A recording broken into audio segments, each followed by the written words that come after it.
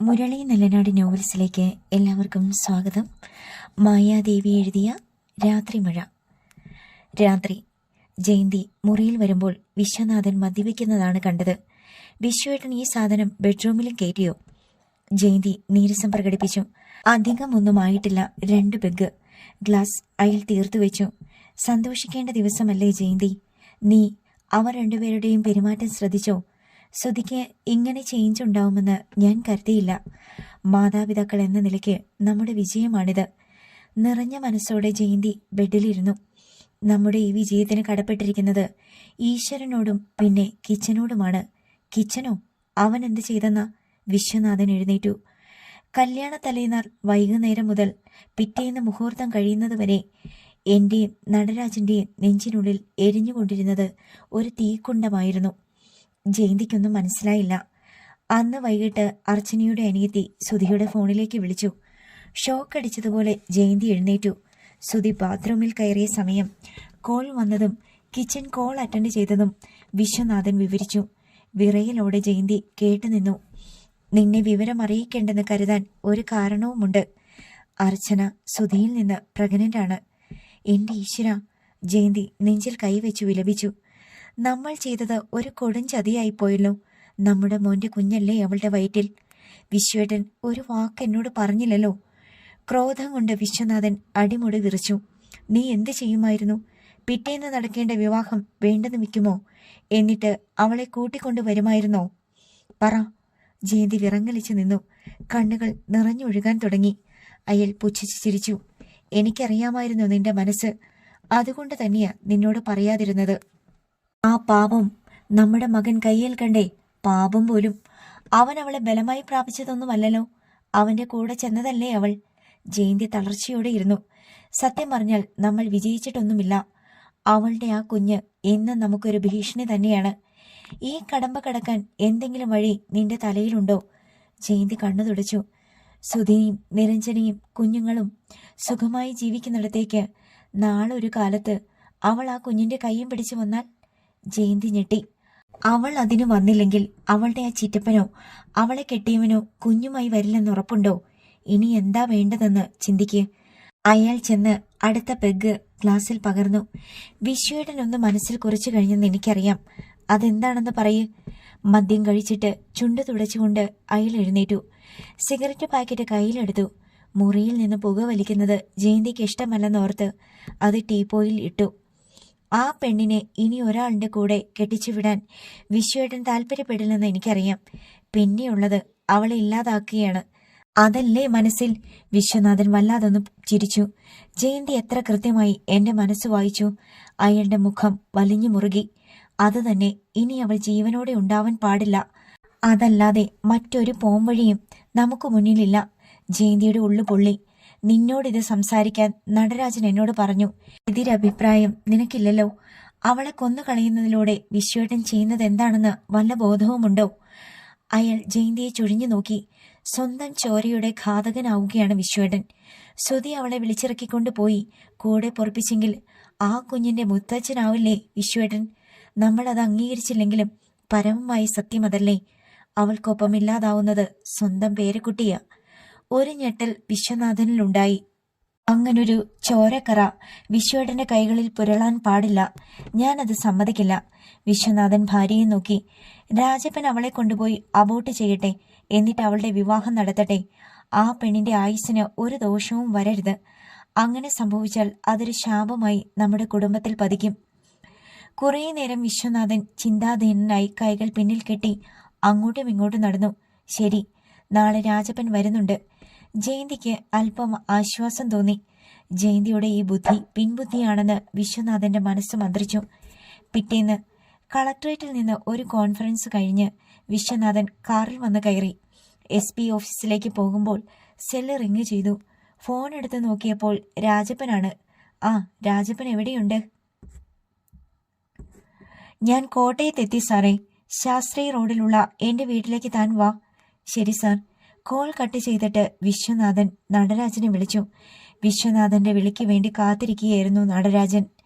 വിശ്വനാഥനാണ് ആദ്യം എത്തിയത്. 5 മിനിറ്റ് കഴിഞ്ഞപ്പോൾ തടിയിൽ തീർത്ത കോവണിയിൽ കാൽപതനങ്ങൾ കേട്ടു തുടങ്ങി. മുന്നിൽ നടരാജനും പിന്നിൽ രാജപ്പനും കയറി വന്നു. നടരാജൻ വിശ്വനാഥന്റെ അടുത്തിരുന്നു. എതിരെ വിനീതനായി രാജപ്പൻ നിന്നു. ആ പെണ്ണിന്റെ കെട്ട് നാളെ നടത്താനല്ലേ തീരുമാനിച്ചത്? നടരാജൻ ചോദിച്ചു. അതെ സാറേ, വിവാഹത്തിനുള്ള ഒരുക്കത്തില പയ്യനും കൂട്ടരും. പെട്ടെന്ന് ഇങ്ങനൊരു തീരുമാനം SP സാറ് പറഞ്ഞപ്പോ ആകെ അമ്പരപ്പിലാ ഞാൻ ഈ കാര്യം വീട്ടിൽ പറഞ്ഞിട്ടില്ല. താൻ എന്താണോ അത് പറയാതിരുന്നത്? വിവാഹം നടത്തിക്കളയാമെന്നാണോ തന്റെ മനസ്സിൽ? പൊട്ടിത്തെറിച്ചുകൊണ്ട് വിശ്വനാഥൻ എഴുന്നേറ്റു. രാജപ്പൻ ഭയന്നുപോയി. യൂണിഫോമിൽ വിശ്വനാഥൻ മുന്നിലേക്ക് പാഞ്ഞു വന്നപ്പോൾ രാജപ്പൻ വിറച്ചു. അവളുടെ ഇപ്പോഴത്തെ മാനസികാവസ്ഥ എന്താണെന്ന് നിനക്കറിയോടാ? നീ അവിടെ നിറങ്ങിയ തക്ക നോക്കി അവൾ കടന്നു കളഞ്ഞെങ്കിലോ? അതിന് നീ സമാധാനം പറയുമോടോ? വിശ്വനാഥൻ തെറി വിളിച്ചു. അയാളുടെ ക്ഷോഭം എന്തിനാണെന്ന് രാജപ്പന് മനസ്സിലായില്ല. വിശ്വനാഥൻ രാജപ്പന്റെ കോളറിൽ കുത്തിപ്പിടിച്ച് നിലം തൊടാതെ ഉയർത്തി. അവൾ രക്ഷപ്പെട്ടിട്ടുണ്ടെങ്കിൽ നിന്നെ ഞാൻ ജീവനോട് വെച്ചേക്കില്ലട നായേ. അളിയ, കൂൾ ഡൗൺ, കൂൾ ഡൗൺ. വിശ്വനാഥന്റെ കയ്യിൽ നിന്ന് നടരാജൻ രാജപ്പനെ മോചിപ്പിച്ചു. സാറ് ഭയപ്പെടുന്നതൊന്നും സംഭവിക്കില്ല. സുധീഷ് സാറിന്റെ വിവാഹം കഴിഞ്ഞ വിവരം അവൾക്കറിയാം. വിവാഹ പരസ്യം ഞാൻ അവളെ കാണിച്ചു. വിവാഹത്തിന് അവൾക്ക് എതിർപ്പൊന്നുമില്ല സാറേ. വിശ്വനാഥന്റെ കണ്ണുകൾ ജ്വലിച്ചു. രാജപ്പ, നീ എന്താ വിശ്വനാഥനെ കുറിച്ച് കരുതിയത്? കിലോമീറ്ററുകൾക്ക് അപ്പുറത്ത് കൊടുങ്കാടിനുള്ളിൽ ജീവിച്ചാൽ ഞാനൊന്നും അറിയില്ലെന്നാണോ? നിന്റെ കുടുംബത്തിൽ ഒരു ചലനമുണ്ടായാൽ ഞാനതറിയും. ആ ഉറപ്പിലും വിശ്വാസത്തിലുമാ ഞാൻ നിന്നെ നാട് കടത്തിയത്. വിഡ്ഢിയല്ല വിശ്വനാഥൻ. അതിനിപ്പം എന്നതാ ഉണ്ടായത് സാറേ? എനിക്കൊന്നും മനസ്സിലാവുന്നില്ല. രാജപ്പന്റെ കണ്ണുകളിലേക്ക് വിശ്വനാഥൻ നോട്ടം കുത്തിയിറക്കി. ഏത് നിമിഷവും അടി വീഴുമെന്ന് രാജപ്പന് തോന്നി. വിഡ്ഢി ചമയുകയാണോടോ നീ? നടരാജൻ പറഞ്ഞു. ആ പെണ്ണ് ഇപ്പോ ഗർഭിണിയാണ്. ഒരു തീകോളം ശിരസിൽ വന്നമർന്ന പ്രതീതി രാജപ്പനുണ്ടായി. അയാളുടെ നടുക്കം കണ്ടപ്പോൾ കാര്യങ്ങൾ അയാൾ അറിഞ്ഞിട്ടില്ലെന്ന് വിശ്വനാഥന് ഉറപ്പായി. ആര്? അർച്ചനയോ? അതേടാ, അവളുടെ ഗർഭത്തിന് 2 മാസത്തിനടുത്ത പ്രായമായിരിക്കുന്നു. രാജപ്പന് തല കറങ്ങി. SP വിശ്വനാഥനും നടരാജനും ആ ഹാളിലുള്ള മുഴുവൻ വസ്തുക്കളും തനിക്ക് ചുറ്റും പമ്പരം പോലെ കറങ്ങുന്നത് രാജപ്പൻ കണ്ടു. തീരുമാനം ഞങ്ങൾ എടുത്തു കഴിഞ്ഞു. അതിൽ നിന്ന് അണിവിട പിന്നോട്ടില്ല. അവൾ ഇല്ലാതായേ തീരൂ. അത് നീ ചെയ്യുമോ അതോ ഞങ്ങൾക്കവളെ വിട്ടുതരുമോ എന്നാണ് എനിക്കറിയേണ്ടത്. വിശ്വനാഥന്റെ കൊലവിളി 4 ഭാഗത്തു നിന്നും പ്രതിധ്വനിച്ചു. എനിക്കൊന്നും അറിയില്ല സാറേ, രാജപ്പൻ തൊഴുതു പറഞ്ഞു. നടരാജൻ അയാളുടെ ചുമലിൽ ആശ്വാസത്തോടെ തട്ടി. അറിയാം, ഞങ്ങൾക്കത് നന്നായിട്ടറിയാം. അവൾ ഒരുത്തന്റെ കൂടെ കണ്ണൂര് പോയത് രാജപ്പൻ അറിഞ്ഞോ? ഇല്ല, അത് ഞങ്ങൾ അറിയിച്ചു തന്നു. ഇപ്പോൾ അവൾക്ക് വയറ്റിലുള്ള കാര്യവും ഞങ്ങൾ തന്നെ രാജപ്പനെ അറിയിക്കുക. നിന്റെ വീട്ടിലെ ഓരോ നീക്കങ്ങളും ഞങ്ങൾ അപ്പോൾ അറിയുമെന്ന് മനസ്സിലായില്ലേ? രാജപ്പൻ ദയനീയമായി തലയാട്ടി. ഇനി അവളെ വെച്ചുകൊണ്ടിരിക്കാൻ പറ്റത്തില്ല രാജപ്പ. അവനും അവളും തമ്മിൽ ബന്ധപ്പെട്ടില്ലെന്ന് വാക്ക് തന്നവനാ നീ. സുധിയുടെ വിവാഹ തലേന്നാൾ അവൾ അവന്റെ ഫോണിലേക്ക് വിളിച്ചു. നിന്നിലുള്ള വിശ്വാസം ഞങ്ങൾക്ക് നഷ്ടപ്പെട്ടു. രാജപ്പൻ ഞെട്ടി. ഞങ്ങളുടെ ഭാഗ്യത്തിന് സുധി കോൾ എടുക്കാതിരുന്നത്. അവൻ എടുത്തിരുന്നെങ്കിൽ ഈ സമയം രാജപ്പന്റെ ജീവൻ ഉണ്ടാകുമായിരുന്നില്ല. 3 തരം. നടരാജൻ ചിരിച്ചു. വലിയൊരു കുരുക്കിലാണ് പെട്ടിരിക്കുന്നതെന്ന് രാജപ്പന് ബോധ്യമായി. ഞാൻ എന്നാ ചെയ്യണമെന്നാ സാറ് പറയുന്നത്? വിശ്വനാഥൻ മുന്നോട്ട് വന്നു. ഞാനത് പറഞ്ഞത് നിന്റെ ചെവിയിൽ കേറിയില്ലടാ. ഒന്നുകിൽ അർച്ചനയെ നീ തന്നെ തീർത്തേക്കണം. ഒരാത്മഹത്യ. പോലീസ് എഴുതിത്തള്ളും. നിനക്കതിന് ധൈര്യമില്ലെങ്കിൽ പുറത്തെത്തിച്ചു തന്നാൽ മാത്രം മതി. 10 ലക്ഷം രൂപ നിനക്ക് തരും. രാജപ്പൻ വിശ്വനാഥന്റെ കാൽക്കൽ വീണു. ഇതുമാത്രം സാർ എന്നോട് പറയരുതേ. നടരാജൻ ഞെട്ടലോടെ വിശ്വനാഥനെ നോക്കി. രാജപ്പന്റെ ഷർട്ടിൽ കുത്തിപ്പിടിച്ച് വിശ്വനാഥൻ ഉയർത്തി. നീ പ്ലാൻ ചെയ്യുന്നത് എന്താണടാ? അയാളെ ചുമരിനോട് ചേർത്ത് നിർത്തി വിശ്വനാഥൻ ഒളിച്ചു. നീ കണ്ടതൊന്നുമല്ല വിശ്വനാഥൻ. കൊന്നും കൊല്ലിച്ച് നേടാൻ ചങ്കൂറ്റമുള്ളവനാ ഞാൻ. രാജപ്പൻ കൈ രണ്ടും നെഞ്ചോടമർത്തി വെച്ചു. സാറിനെ കൊന്നു. എന്റെ മക്കളുടെ കാര്യത്തിൽ പറഞ്ഞതുപോലെ പ്രവർത്തിച്ചു. വ്യഭിചാര കുറ്റം ചുമത്തി അവർ അകത്തു പോയാലും ഞാൻ അത്രയും വേദനിക്കില്ല സാറേ. പക്ഷേ ചെവള രാഘവനെ നോവിക്കാൻ എനിക്ക് കഴിയില്ല. അവന്റെ പെൺമക്കളെ പിച്ചു കീറും. എന്നിട്ടവൻ അവരെ മുംബൈക്ക് കടത്തി വിൽക്കും. വിശ്വനാഥൻ പിടിവിട്ടു. ആരാടാ ഈ ചെവള രാഘവൻ? 24 മണിക്കൂർ തികച്ചും വേണ്ട എനിക്ക് അവനെ പൂട്ടാൻ. പറയടാ. വിശ്വനാഥൻ അട്ടഹസിച്ചു. അവനെ പൂട്ടാൻ കേരള പോലീസ് വിചാരിച്ചാലൊന്നും നടക്കില്ല സാറേ. കോയമ്പത്തൂര അവന്റെ താവളം. വണ്ടി പൊളിച്ചു വിൽക്കുന്ന പണിയ. അവന് അധോലോകവുമായി നല്ല ബന്ധവുമുണ്ട്. അവൾ പുറത്തു വരാത്ത വിധം ഒഴിവായി പോകണമെന്ന് സാറ് പറഞ്ഞതുകൊണ്ടാ ഞാൻ അവനെ വിളിച്ചു വരുത്തിയത്. പെണ്ണിനെ കിട്ടിയില്ലെങ്കിൽ അവൻ എന്തൊക്കെ ചെയ്യുമെന്ന് മുന്നറിയിപ്പ് തന്നിട്ടാ പോയത്. ഇന്ന് വിളിച്ച് നാളെ കല്യാണം നടക്കില്ലെന്ന് പറഞ്ഞാൽ അവൻ അടങ്ങിയിരിക്കില്ല. വിശ്വനാഥൻ രാജപ്പനെ തറപ്പിച്ചു നോക്കി. അവളെ കിട്ടിയില്ലെങ്കിൽ അവൻ എൻ്റെ കുഞ്ഞുങ്ങളെ കൊണ്ടുപോകും. അപ്പോ ഞാൻ പറഞ്ഞത് നീ അനുസരിക്കില്ല അല്ലേടാ? രാജപ്പന്റെ അടിവയറ്റിൽ വിശ്വനാഥൻ കാൽമുട്ട് മടക്കി പ്രഹരിച്ചു. രാജപ്പൻ നിലവിളിച്ചു പോയി. എനിക്കവളെ കിട്ടണം, ഇന്ന് തന്നെ. സാർ എന്നെ കൊന്നാലും ഞാനതിന് സമ്മതിക്കില്ല. സാറ് പറഞ്ഞതൊക്കെ അനുസരിച്ചിട്ടേയുള്ളൂ. എൻ്റെ കുഞ്ഞുങ്ങൾക്ക് വേണ്ടിയാ ഞാൻ ജീവിക്കുന്നത്. മരിക്കാനും തയ്യാറാ. വിശ്വനാഥൻ ഒന്നുകൂടി പ്രഹരിച്ചു. അതേടാ, നിന്നെ തീർക്കാനാ ഞാൻ പോകുന്നത്. വിശ്വനാഥന്റെ കയ്യിൽ നടരാജൻ കടന്നു പിടിച്ചു. അളിയനൊന്നു വന്നേ. നടരാജൻ വിശ്വനാഥനെ പിടിച്ച് അടുത്ത മുറിയിലേക്ക് കൊണ്ടുപോയി. വേദന കടിച്ചമർത്തി രാജപ്പൻ ചുവരിലൂടെ ഊർന്നിറങ്ങി നിലത്തിരുന്ന് പൊളഞ്ഞു. നടരാജൻ വാതിലടിച്ചു. തല്ലിയാലും കൊന്നാലും അവൻ വഴങ്ങില്ല അളിയ. ആ ഗുണ്ടയെ ഭയന്ന് അവൻ നമ്മോടൊപ്പം നിൽക്കില്ല. നമുക്ക് പരിമിതികൾ ഒരുപാടുണ്ട്, അത് മറന്നു കളയരുത്. ഭീഷണിപ്പെടുത്താമെന്നല്ലാതെ രാജപ്പന്റെ കുടുംബത്തോട് ഒന്നും ചെയ്യാൻ നമുക്കാവില്ല. വിശ്വനാഥൻ കൈകൾ കൂട്ടിത്തിരുമ്മി. ചെവള രാഘവൻ എന്ന ഗുണ്ടയെ രാജപ്പൻ കൂട്ടുപിടിച്ചാൽ കാര്യങ്ങൾ നമ്മുടെ കൈവിട്ടു പോകും. ഭാവിയിൽ കുഞ്ഞ് നമുക്കൊരു തലവേദനയാവും. പിന്നെ എന്ത് വേണമെന്നാ നടരാജൻ പറയുന്നത്? വിശ്വനാഥൻ ക്ഷോഭിച്ചു. നാളെ പെണ്ണിന്റെ കെട്ട് നടക്കരുത്. കുഞ്ഞിനെ അബോർട്ട് ചെയ്യുകയാണ് ആദ്യം വേണ്ടത്. അതോടെ നമ്മുടെ ടെൻഷൻ തീർന്നു. അതിനുശേഷം ആര് വേണമെങ്കിലും അവളെ കൊണ്ടുപോയിക്കോട്ടെ, നടരാജൻ പറഞ്ഞു. ജയന്തി പറഞ്ഞതാണ് നടരാജനും ഉപദേശിക്കുന്നതെന്ന് വിശ്വനാഥൻ ഓർത്തു. അവളെ കയ്യിൽ കിട്ടണമെന്ന് നമ്മൾ ചടിച്ചാൽ നമ്മൾ ചെയ്തതൊക്കെ വെറുതെയാവും. വിശ്വനാഥൻ നിശബ്ദനായി. അളിയൻ വാ. നടരാജൻ വാതിൽ തുറന്ന് പുറത്തിറങ്ങി.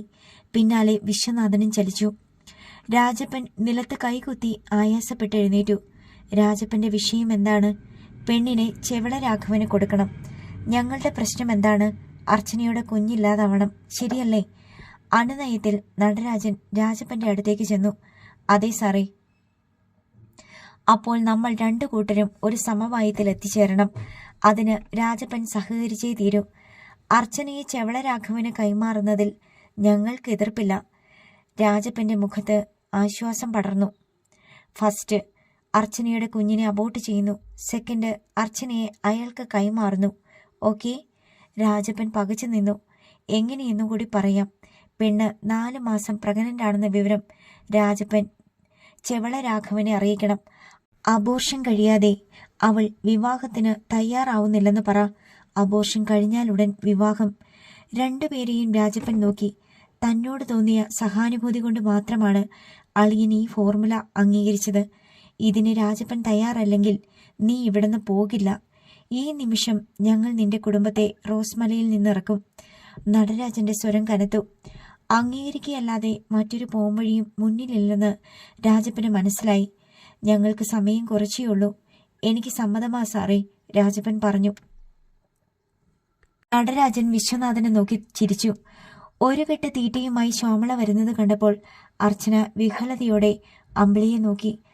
ആടുകൾക്ക് തീറ്റ വെട്ടാൻ കാട്ടിലേക്ക് പോയതായിരുന്നു ശ്യാമള. പുറപ്പെടാൻ തയ്യാറെടുത്ത് നിൽക്കുകയാണ് അർച്ചന. കുഞ്ഞമ്മയുടെ ഒരു വാക്ക് പറയാതെ ഇറങ്ങിപ്പോകാൻ അവളുടെ മനസ്സ് അനുവദിച്ചില്ല. ശ്യാമള മുറ്റത്ത് തീറ്റയിട്ടു. മാറിൽ കിടന്ന തോർത്ത് പറിച്ചെടുത്ത് കഴുത്തിലെ വിയർപ്പ് തുടച്ച് വരാന്തയിൽ കയറി. ഒരുങ്ങി നിന്ന അർച്ചനയെ കണ്ട് അവർ അതിശയിച്ചു. നന്നായി. തലേ ദിവസം ആരെയും ക്ഷണിച്ചിട്ടില്ലെങ്കിലും ഒരുങ്ങി നിൽക്കാൻ തോന്നിയത് നല്ലത് തന്നെ. ഞാനിവിടുന്ന് പോവുക കുഞ്ഞമ്മേ, അർച്ചന പതിയെ പറഞ്ഞു. ശ്യാമള ഞെട്ടിപ്പോയി. അർച്ചനയെ അടിമുടി നോക്കി. പോകാനോ? നാളെ നിന്റെ കെട്ട. അത് നടക്കില്ല അമ്മേ. ഭാ, എരണം കെട്ടവളെ. അമ്പിളിക്ക് ഒരാട്ട് കൊടുത്തിട്ട് ശ്യാമള അർച്ചനയുടെ നേരെ പാഞ്ഞു ചെന്നു. നീ ഞങ്ങളെ കൊലയ്ക്ക് കൊടുക്കുമോടി നാശം പിടിച്ചവളെ? കേറിപ്പോടി അകത്ത്. ശ്യാമള അലറി. അർച്ചന ചലിക്കാതെ നിന്നു. അമ്മ ഒച്ച വെച്ചിട്ടൊന്നും കാര്യമില്ല. നിങ്ങളൊക്കെ പറഞ്ഞുറപ്പിച്ച കല്യാണത്തിന് അച്ഛ ചേച്ചിക്ക് ഒരെതിർപ്പുമില്ലായിരുന്നു. പക്ഷെ കാര്യങ്ങൾ അമ്മ ഉദ്ദേശിക്കുന്നത് പോലെയല്ല. ഈ വിവാഹം നടക്കാൻ പാടില്ല. ശ്യാമള തീ പാർന്ന കണ്ണോടെ അമ്പിളിയെ നോക്കി. കഴിഞ്ഞൊരു ദിവസം ഡ്രസ്സ് വാങ്ങാനെന്നും പറഞ്ഞ് ഞാനും അച്ചി ചേച്ചിയും പോയത് വേറൊരു കാര്യത്തിന് വേണ്ടിയാ. ചേച്ചിക്ക് സംശയമുണ്ടായിരുന്നു അത് സത്യമാണോ എന്ന്. അതിനാ പോയത്. ശ്യാമളയ്ക്കൊന്നും മനസ്സിലായില്ല. അർച്ചന മുഖം കനിച്ചു നിന്നു. കണ്ണുകൾ പെയ്യാൻ തുടങ്ങിയിരിക്കുന്നു. അച്ചി ചേച്ചി ഗർഭിണിയാണ്. അയ്യോ! ശ്യാമള നിലവിളിച്ചു പോയി. ചതിച്ചോ മഹാഭാവി, ഇനി ഞാൻ എന്ത് ചെയ്യും ദൈവമേ. ശ്യാമള അർച്ചനയുടെ നേരെ കുതിച്ചതും അമ്പിളി ഇടയ്ക്ക് കയറി നിന്നു. ഒച്ച വെച്ച് ആൾക്കാരെ കൂട്ടി നാടിക്കണോ? പിടിച്ചു കെട്ടിയതുപോലെ ശ്യാമള നിന്നു. ഉടലിൽ തീ പിടിച്ചതുപോലെ അവർക്ക് തോന്നി. പെട്ടെന്ന് ശ്യാമള അർച്ചനയുടെ കൈ പിടിച്ച് വലിച്ച് മുറിയിൽ തള്ളി. വാതിലടിക്കുന്നതിന് മുൻപേ അമ്പിളി അകത്തേക്ക് പാഞ്ഞു കയറി. ശ്യാമള വാതിലടച്ചിട്ട് അർച്ചനയുടെ 2 കവിളിലും അടിച്ചു.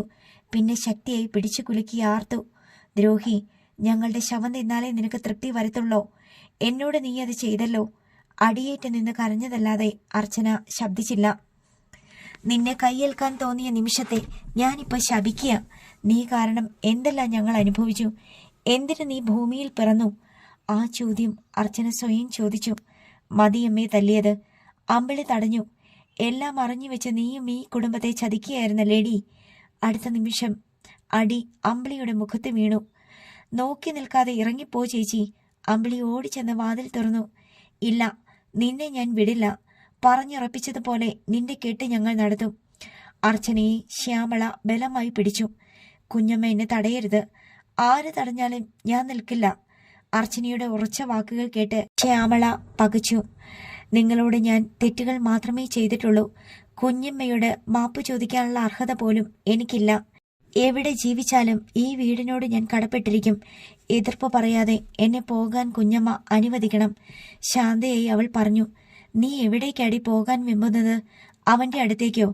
അല്ല, ആരുമില്ലാത്തവളെന്ന് പറഞ്ഞ് ഏതെങ്കിലും പോലീസ് സ്റ്റേഷനിൽ അഭയം പ്രാപിച്ചാൽ അവരെന്നെ അനാഥാലയത്തിലെത്തിക്കും. എന്നിട്ട് പറയടി, എത്രയോ സ്ത്രീകൾ അങ്ങനെ ജീവിക്കുന്നു. അവരിൽ ഒരാളായി ഞാൻ കഴിഞ്ഞോളാം. എനിക്ക് എൻ്റെ കുഞ്ഞിനെ പ്രസവിച്ച് വളർത്തണം. ആ കുഞ്ഞിന് വേണ്ടി എനിക്ക് ജീവിക്കണം. ഉറച്ച വാക്കുകൾ ശ്യാമളയെ സ്തബ്ധയാക്കി. ഇറ്റപ്പൻ വന്നാൽ വലിയ ഒച്ചപ്പാടാവും. എന്നെ തടഞ്ഞാൽ ഞാൻ അലറി വിളിച്ച് കരയും. എന്റെ സമ്മതമില്ലാതെ വിവാഹം നടത്താൻ പറ്റുമെന്ന് കുഞ്ഞമ്മ കരുതുന്നുണ്ടോ? ശ്യാമള തളർന്നു തുടങ്ങി. സുധി വന്ന് വിളിച്ചിട്ടും ഞാൻ ഇറങ്ങിപ്പോകാതിരുന്നത് നിങ്ങളെ ഭയന്നിട്ടൊന്നുമല്ല. ചിറ്റപ്പന്റെ ഭീഷണി കേട്ട് ഒപ്പം വന്നതുമല്ല. അന്നേരം എന്റെ ജീവിതത്തെക്കുറിച്ച് ഞാൻ ചിന്തിക്കാതിരുന്നിട്ടാ. പക്ഷേ ഇപ്പോൾ എനിക്ക് ചിന്തിച്ചേ തീരൂ. എന്റെ കുഞ്ഞിനെ ഓർത്ത്. അവളെ തറപ്പിച്ചു നോക്കി ശ്യാമള നിന്നു. ഈ വിവാഹം നടന്നില്ലെന്ന് വെച്ച് നിങ്ങൾക്ക് നഷ്ടങ്ങളൊന്നുമില്ല. ഞാൻ കാരണം ലാഭമല്ലേ ഉണ്ടായിട്ടുള്ളൂ. ഈ വീടും കുറച്ച് ഭൂമിയും ഉണ്ടായില്ലേ? അതൊരു ലാഭമല്ലേ? അർച്ചനയുടെ സംസാരം കേട്ടപ്പോൾ അമ്പിളിക്ക് അത്ഭുതം തോന്നി. അച്ചി ചേച്ചിക്ക് ആവശ്യത്തിന് സംസാരിക്കാൻ അറിയാമെന്ന് അവൾ ഓർത്തു. ഇപ്പോഴും ഞാൻ വാക്ക് തരികയാ. ഈ ജന്മം ഞാനോ എൻ്റെ കുഞ്ഞോ സുധിയെ തേടി പോകില്ല. നിങ്ങളുടെ മാത്രമല്ല, സുധിയുടെ മനസ്സമാധാനം ഞാനായി നശിപ്പിക്കില്ല. സത്യം. എൻ്റെ അപ്പച്ചനാണീ സത്യം. അർച്ചനയുടെ മിഴികൾ നിറഞ്ഞു. അപ്പച്ചനിൽ കവിഞ്ഞ് അച്ചി ചേച്ചിക്ക് മറ്റൊരു സത്യമില്ലെന്ന് അമ്പിളിക്കറിയാമായിരുന്നു. എൻ്റെ കുഞ്ഞിൻ്റെ മുഖം കാണാൻ എനിക്ക് മോഹമില്ലേ കുഞ്ഞമ്മേ? ഇനി ഞാൻ പൊയ്ക്കോട്ടെ. ശ്യാമള പെട്ടെന്ന് തേങ്ങിക്കരഞ്ഞു. ക്ഷോഭിക്കുമ്പോഴും പൊട്ടിത്തെറിക്കുമ്പോഴും അവരുടെ ഉള്ളു പാവമാണെന്ന് അർച്ചനയ്ക്ക് നന്നായിട്ടറിയാമായിരുന്നു. 2 പെൺമക്കളുള്ള ഒരമ്മ ഇങ്ങനെയല്ലാതെ എങ്ങനെ പ്രതികരിക്കാനാണ്? മേശയിലിരുന്ന രേവതിയുടെ മൊബൈൽ ഫോൺ റിങ് ചെയ്യാൻ തുടങ്ങി. അമ്പിളി വേഗം ചെന്ന് ഫോൺ എടുത്തു. അമ്മേ, അച്ഛനാ. ശ്യാമള പ്രതികരിച്ചില്ല. അമ്പിളി കോൾ എടുത്തു. അച്ഛാ, അമ്പിളിയാ. ശ്യാമളയും രേവതിയും അവിടെ ഇല്ലേടി? രാജപ്പന്റെ സ്വരം വന്നു. അമ്മ ആടിനെ തീറ്റ വെട്ടാൻ പോയി. ചേച്ചി കുളിമുറിയില്ല. അച്ഛൻ എപ്പോ വരും? ഞാൻ കോയമ്പത്തൂരിന് പോവുക. പിന്നെ നാളത്തെ കെട്ട് നടക്കില്ലെന്ന് നീ ശ്യാമളയോടും അർച്ചനയോടും പറഞ്ഞേക്ക്. അമ്പിളിക്ക് കാതുകളെ വിശ്വസിക്കാനായില്ല. ഉടൻ അവൾ സ്പീക്കർ ഓൺ ചെയ്തു.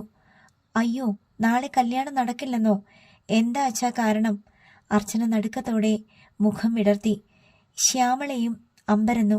രാഘവന് കുറച്ചു മുമ്പ് ഒരു ആക്സിഡന്റ് പറ്റി. അവൻ ഹോസ്പിറ്റലിലാണ്. അവന്റെ കൂട്ടുകാരൻ എന്നെ വിളിച്ചു പറഞ്ഞു. ഗുരുതരമാണെന്നാ കേട്ടത്. രക്ഷപ്പെടാൻ സാധ്യത തീരെയില്ലത്രേ.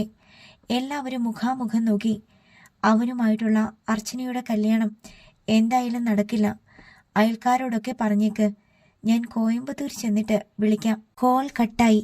അർച്ചനയുടെ ചുട്ടുപഴുത്ത മനസ്സിൽ ഒരു മഞ്ഞുമല വന്ന് പതിച്ചു. കേട്ടില്ലേ, കല്യാണം നടക്കില്ലെന്ന് അമ്പിളി ആഹ്ലാദത്തോടെ പറഞ്ഞു. ശ്യാമള അർച്ചനയുടെ അടുത്തേക്ക് ചെന്നു. പോകണമെന്ന് പറഞ്ഞ് നീ ഇനി വാശി പിടിക്കരുത്. സാവകാശം ആലോചിച്ച് നമുക്കൊരു തീരുമാനമെടുക്കാം. ഇപ്പോൾ ഈ വിവരം നമ്മൾ 3 പേരും അറിഞ്ഞാൽ മതി. രേവതിയോട് പോലും പറയരുത്. അവൾ അറിഞ്ഞാൽ അച്ഛനും അറിയും. തോർത്തുകൊണ്ട് ശ്യാമള മുഖവും കണ്ണും തുടച്ചു. ഒളിച്ചു വെക്കാൻ കഴിയുന്നതാണോ കുഞ്ഞമ്മേ? എത്ര മാസമായി? 2 മാസം. ശ്യാമള തെല്ലുനേരം ആലോചിച്ചു നിന്നു. ഒരു ലക്ഷ്യവുമില്ലാതെ ഇറങ്ങിപ്പോകുന്നത് എങ്ങനെയാണ്? നീ കരുതുന്നത് പോലെയൊന്നുമല്ല പുറം ലോകം. ഓടിച്ചെന്ന് കയറാൻ എവിടെ അനാഥാലയമുള്ളത്? അബദ്ധങ്ങളൊന്നും കാണിക്കരുത്. ചിന്തിക്കാനും തീരുമാനമെടുക്കാനും ഇനിയും സമയമുണ്ട്. ഞാൻ പറയുന്നത് നീ കേൾക്ക്. അമ്പിളി അർച്ചനയെ നോക്കി. ഇപ്പോൾ തീരുമാനം മാറ്റുന്നതാണ് ചേച്ചി നല്ലത്. വിവാഹത്തെക്കുറിച്ചുള്ള ഭയം മാറിപ്പോയില്ലേ? 1-2 മാസത്തിനുള്ളിൽ സുരക്ഷിതമായ ഒരിടം നമുക്ക് കണ്ടെത്താം. ഇപ്പോൾ അമ്മ കൂടി നമ്മുടെ കൂടെയില്ലേ? അർച്ചന കേട്ടു നിന്നു. നിന്നെ ഞാൻ വേറിട്ട് കണ്ടിട്ടില്ല മോളെ. എൻ്റെ മക്കളിൽ ഒരാൾക്കാണ് ഇങ്ങനെയൊരു ദുരന്തമുണ്ടായതെങ്കിലും ഞാൻ ഇതുപോലെയേ പെരുമാറുകയുള്ളൂ. ഒരു വഴി ഈശ്വരൻ കാണിച്ചു തരും. അതുവരെ നീ ഇവിടെ നിൽക്ക്. ശ്യാമള പിന്നെയും കരഞ്ഞു. അമ്മ ചെല്ല്, ചേച്ചി ഇപ്പോൾ ഒരിടത്തേക്കും പോവില്ല. കണ്ണു തുടച്ചുകൊണ്ട് ശ്യാമള മുറിവിട്ടു. ദൈവം നമ്മുടെ കൂടെയുണ്ട്. അല്ലെങ്കിൽ ഇങ്ങനെ സംഭവിക്കുമോ? അവസാന കൈ എന്ന നിലയ്ക്കല്ലേ ഇറങ്ങിപ്പോകാൻ തീരുമാനിച്ചത്. ഇനി അത് വേണ്ട. സുധിയുടെ അച്ഛൻ ഈ വിവരം അറിഞ്ഞിട്ടുണ്ടെങ്കിൽ ചിറ്റപ്പനെ അറിയിക്കാതിരിക്കുമോ? എനിക്കിപ്പോഴും അതാണ് മനസ്സിലാവാത്തത്. അച്ഛൻ അറിഞ്ഞിരുന്നെങ്കിൽ ഇവിടെ എന്താവും സംഭവിക്കുകയെന്ന് ചേച്ചിക്ക് ഊഹിച്ചുകൂടെ? എന്റെ വിശ്വാസം അന്ന് ഫോണിൽ സംസാരിച്ചത് സുധീഷ് സാറ് തന്നെയാണെന്ന ശക്തമായൊരു ഞെട്ടൽ അർച്ചനയിൽ ഉണ്ടായി. ചേച്ചിക്ക് സംശയമുണ്ടെങ്കിൽ തീർത്തു തരാം. പുറത്തേക്ക് പോയ അമ്പിളി വേഗം തിരിച്ചു വന്നു. മേശയിലിരുന്ന രേവതിയുടെ ഫോൺ എടുത്ത് അവൾ അർച്ചനയ്ക്ക് കൊടുത്തു. സുധീഷ് സാറിന്റെ നമ്പറാ, ചേച്ചിയൊന്ന് വിളിക്ക്. കൈക്കുള്ളിലിരുന്ന കടലാസ് അവൾ നിവർത്തി. അർച്ചനയുടെ ഉടൽ വിറച്ചു. ഫോൺ വാങ്ങി അമ്പിളി സുധീഷിന്റെ നമ്പർ ഡയൽ ചെയ്തു. എന്നിട്ട് അവൾ കോൾ ചെയ്തു. മറുവശത്ത് നിന്ന് ഒരു പ്രതികരണവും ഉണ്ടായില്ല. പലതവണ അമ്പിളി ശ്രമിച്ചു. പിന്നെ ആ നമ്പർ അവൾ ഡിലീറ്റ് ചെയ്തു. നമ്പർ പോലും അയാൾ മാറ്റിയിരിക്കുന്നു. ചേച്ചിയോട് പറയാതെ പലതവണ അവസരം ഒത്തുവരുമ്പോൾ ഞാൻ ഈ നമ്പറിലേക്ക് വിളിച്ചിട്ടുണ്ട്. ഒരു പ്രതികരണവും ഉണ്ടായില്ല. അർച്ചനയുടെ ഹൃദയം ഉരുകിയിറങ്ങി. പുരുഷന്മാരൊക്കെ ഇങ്ങനെയാ. വിവാഹം കഴിഞ്ഞാൽ അവരുടെ വഴിക്ക് പോകും. ചേച്ചി ഗർഭിണിയാണെന്ന് അറിഞ്ഞതോടെ മുഖം രക്ഷിക്കാനുള്ള വഴി അയാൾക്ക് നോക്കിയേ തീരൂ. ആ ജീവിതത്തിൽ മറ്റൊരു പെണ്ണ് ആധിപത്യം സ്ഥാപിച്ചു കഴിഞ്ഞു. എത്ര അടക്കിയിട്ടും അർച്ചനയ്ക്ക് കരച്ചിൽ തടയാനായില്ല. ആ മനുഷ്യനെ ഒരു കാലത്തും കുറ്റം പറയാനും പറ്റില്ല. ഒരവസരം ചേച്ചിക്ക് തന്നു. ചേച്ചി അത് തട്ടിക്കളഞ്ഞു. അയാൾ പിന്നെ സ്വന്തം വഴി നോക്കി. ഞാൻ അയാളെ വിളിച്ചത് വിവാഹ തലേന്നാളാണെന്ന് ഓർക്കണം. അർച്ചന മുറിയിലേക്ക് നടന്നുപോയി. അമ്പിളി നെടുതായെന്ന് നിശ്വസിച്ചു. കോട്ടയത്ത് നിന്ന് 11:50 കന്യാകുമാരി മുംബൈ ട്രെയിനിൽ രാജപ്പൻ കയറിപ്പറ്റി. കോയമ്പത്തൂരിൽ നേരിട്ട് ചെന്ന് ചെവള രാഘവനെ കാണുകയായിരുന്നു ലക്ഷ്യം. ചെവള രാഘവനും കൂട്ടരും ഒരു കാറിൽ വെളുപ്പിന് 1 മണിക്ക് പുറപ്പെടുമെന്നാണ് ഇന്നലെ അറിയിച്ചത്. മുഹൂർത്തം 12:30-ക്കാണ് നിശ്ചയിച്ചിരുന്നത്. വിവാഹം മാറ്റിവെക്കുന്ന വിവരം പറയുമ്പോൾ ചെവളയുടെ പ്രതികരണം എന്താവുമെന്ന് ഓർത്ത് ട്രെയിനിൽ രാജപ്പൻ അക്ഷരാർത്ഥത്തിൽ തീ തിന്നു. ചിന്തിച്ചുറച്ച് ഒരു തീരുമാനമെടുക്കുന്ന പ്രകൃതമല്ല രാഘവൻ്റേത്. അപ്പോൾ എന്താണോ തോന്നുന്നത് അതാണ് അവൻ്റെ ശരി. SP വിശ്വനാഥനേക്കാൾ അപകടകാരി അവനാണ്. വൈകിട്ട് 6 മണി കഴിഞ്ഞപ്പോൾ രാജപ്പൻ കോയമ്പത്തൂരിൽ ട്രെയിൻ ഇറങ്ങി. അവിടെ നിന്നൊരു ഓട്ടോ വിളിച്ച് ചെവള രാഘവന്റെ സ്ഥലമായ ഗൗഡം പാളയത്തിലേക്ക് പുറപ്പെട്ടു. പ്രധാന റോഡ് വിട്ട് ചേരിയിലേക്ക് ഓട്ടോ തിരിഞ്ഞു. ഇടുങ്ങിയ റോഡിനിരുവശത്തും വർക്ക്ഷോപ്പുകളായിരുന്നു. സ്ഥലം നോക്കി രാജപ്പൻ ഓട്ടോയിലിരുന്നു. ആണ്ടിത്തെരുവ് എന്ന തമിഴ് ബോർഡ് കണ്ടപ്പോൾ ഓട്ടോ നിർത്താൻ രാജപ്പൻ പറഞ്ഞു. ഒരു ചെറിയ പാലത്തിന് സമീപം ഓട്ടോ നിന്നു. ഓട്ടോ ചാർജ് കൊടുത്തിട്ട് ഒരാൾക്ക് നടക്കാൻ മാത്രം ഇടമുള്ള കൊച്ചു വഴിയിലേക്ക് രാജപ്പൻ പ്രവേശിച്ചു. ഇരുമ്പ് കൂടം കൊണ്ട് അടിക്കുന്നതിന്റെ ഒച്ച കാതടപ്പിച്ചു. പെട്ടെന്നൊരാൾ മറ തീർത്ത് വഴിയിലേക്കിറങ്ങി. യാര് കറുത്തിട്ട് ഉരുക്കുപോലെ ശരീരമായിരുന്നു അയാൾക്ക്. കൈലിയും കൈയില്ലാത്ത ചുവന്ന ബനീനുമാണ് വേഷം. കരി പുരണ്ട വലത് കൈയിൽ വലിയൊരു സ്പാനർ ഉണ്ടായിരുന്നു. രാജപ്പനെ അയാൾ ചുഴിഞ്ഞു നോക്കി. ചെവളയുടെ ദോസ്താ ഞാൻ, ഡ്രൈവർ രാജപ്പൻ. അയാൾ വഴിയിൽ നിന്ന് വർക്ക്ഷോപ്പിലേക്ക് മാറി. അണ്ണൻ അങ്കെ. രാജപ്പൻ മുന്നോട്ട് നടന്നു. വർക്ക്ഷോപ്പിന്റെ പിൻഭാഗമായിരുന്നു അത്. ഓയിലും ഗ്രീസും വെള്ളത്തിലൊഴുകി വഴി തിന്നുന്നുണ്ടായിരുന്നു. പിൻവാതിലിലൂടെ രാജപ്പൻ അകത്ത് കടന്നു. വണ്ടിയുടെ പാർട്സുകൾ ഇളക്കി മാറ്റുന്ന രണ്ടുപേർ രാജപ്പനെ കണ്ടു. പരിചിത ഭാവത്തിൽ അവർ ചിരിച്ചു. അണ്ണാ, രാജപ്പൻ അണ്ണൻ വന്താച്ച്, അതിലൊരാൾ വിളിച്ചു പറഞ്ഞു. അല്പം കഴിഞ്ഞപ്പോൾ ഷീറ്റ് കൊണ്ട് വേർതിരിച്ച മുറിയുടെ കറുത്ത വിരിമാറ്റി ചെവള രാഘവൻ പുറത്തു വന്നു. രാജപ്പനെ കണ്ടതും ചെവള രാഘവന്റെ മുഖത്ത് പ്രതിഫലിച്ചത് അമ്പരപ്പായിരുന്നു. രാജപ്പൻ ചേട്ടൻ എന്താ ഈ നേരത്തിവിടെ? നിന്നെ കാണാൻ ഇങ്ങോട്ട് പോരേണ്ടി വന്നു. ചെവള രാഘവന്റെ മുഖത്ത് പലവിധ ഭാവങ്ങൾ മിന്നിമറഞ്ഞു. എന്താ പ്രശ്നം? നാളെ കെട്ട് നടക്കേണ്ട സമയത്ത് നിങ്ങൾ കോയമ്പത്തൂരിന് വരണമെങ്കിൽ അതിന് കാരണമുണ്ട്. ചെവള നിലത്ത് കിടന്ന ഷീറ്റ് കാലുകൊണ്ട് തട്ടിത്തെറിപ്പിച്ച് രാജപ്പന്റെ അടുത്തേക്ക് വന്നു. എന്താ, കെട്ട് നടക്കില്ലേ? കൂടം കൊണ്ട് വണ്ടിയിലടിക്കുന്ന ഒച്ചയിൽ ചെവള രാഘവൻ ചോദിച്ചു. ഞാൻ പറയുന്നത് നീ ശ്രദ്ധിച്ചു കേൾക്കണം. ഞാൻ ചോദിച്ചതിന് താൻ ഉത്തരം പറ. നാളെ കെട്ട് നടക്കുമോ? ഇരുവശത്തേക്കും ചാഞ്ഞിട്ട് ചെവള അയാൾക്ക് മുമ്പിൽ നിവർന്നു നിന്നു. ഇല്ല, ചില പ്രശ്നമുണ്ട്. ചെവളയെ കുരങ്ങ് കളിപ്പിക്കുന്നോടാ. തെറി വിളിച്ചുകൊണ്ട് അയാൾ രാജപ്പനെ ആഞ്ഞു തള്ളി. കൂട്ടിയിട്ടിരുന്ന ലോഹപ്പാളികൾക്ക് മുകളിൽ വലിയ ഒച്ചയോടെ രാജപ്പൻ ചെന്നു വീണു. അടുത്ത് നിന്ന ആളിന്റെ കയ്യിൽ നിന്ന് കൂടം പിടിച്ചു വാങ്ങി ചെവള രാഘവൻ രാജപ്പന്റെ നേരെ ചെന്നു. കാര്യമറിയാതെ അവിവേകം കാട്ടരുത്. രണ്ടു കൈയും കൊണ്ട് രാജപ്പൻ വിലക്കി. ചെവള കൂടമുയർത്തി. കൊല്ലരുതേ, രാജപ്പൻ വിലപിച്ചു. ചെവള കൂടം താഴ്ത്തിക്കൊണ്ടുവന്ന് രാജപ്പന്റെ ശിരസിൽ മുട്ടിച്ചു. നാളെ നിശ്ചയിച്ച സമയത്ത് കെട്ട് നടന്നിരിക്കും. എന്താ, മാറ്റമുണ്ടോ? ചെവളെ, ഞാൻ പറയുന്നത് നീയൊന്ന് കേൾക്ക്. അവൾ നിനക്കുള്ളതാ. ഞാൻ വാക്കുമാറില്ല. പിന്നെന്താ? കുനിഞ്ഞ അയാളുടെ മുഖത്തിന് നേരെ മുഖം കൊണ്ടുവന്ന് ചെവള മുരണ്ടു. ആ പെണ്ണ് ഗർഭിണിയാണ്. ചെവള രാഘവൻ നിവർന്നു. പെട്ടെന്ന് അയാൾ പൊട്ടിച്ചിരിച്ചുകൊണ്ട് കൂട നിലത്തിട്ടു. കുനിഞ്ഞ് രാജപ്പനെ പിടിച്ചെഴുന്നേൽപ്പിച്ചു. ഇതാണോ പ്രശ്നം? ഞാൻ അവളെ കെട്ടുന്നത് കൂടെ പൊറപ്പിച്ച് എന്റെ കൊച്ചുങ്ങളെ പ്രസവിക്കാനല്ല. ചെവള ഇതുപോലെ പല കെട്ട് നടത്തിയിട്ടുള്ളത് രാജപ്പൻ ചേട്ടൻ അറിയില്ലേ? അവരൊക്കെ നല്ല അനുസരണയുള്ള മണവാട്ടിമാരായി അണിഞ്ഞൊരുങ്ങി പൂനെയിലും മുംബൈയിലും കൊൽക്കത്തയിലും ജീവിക്കുന്നുണ്ട്. ചിരിയോടെ ചെവള രാഘവൻ രാജപ്പന്റെ ഷർട്ട് നേരെ പിടിച്ചിട്ടു. പെണ്ണായ കൂടെയുള്ളതാ ഗർഭം. അതൊന്നും എനിക്കൊരു വിഷയമല്ല. അതാലോചിച്ച് നിങ്ങൾ തലപൊക്കിക്കേണ്ട കാര്യവുമില്ല. കെട്ട് അത് നാളെ നടന്നിരിക്കണം. ഇത് വച്ച് ഞാനും ചിലതൊക്കെ പ്ലാൻ ചെയ്തിട്ടുണ്ടെന്ന് കൂട്ടിക്കോ. നിങ്ങളെപ്പോലെ എനിക്കും ഒഴിഞ്ഞു മാറാൻ പറ്റില്ല. വെളുപ്പിന് ഞാനും പിള്ളേരും ഇവിടുന്ന് പുറപ്പെട്ടിരിക്കും. രാജപ്പൻ വിറയ്ക്കാൻ തുടങ്ങി. എനിക്ക് വാക്കും പ്രവൃത്തിയും ഒന്നേയുള്ളൂ. അത് നടന്നില്ലെങ്കിൽ ചെവള ജീവനോടെ ഇല്ലെന്നും വേണം കരുതാൻ. അടുത്ത ഭാഗം നാളെ.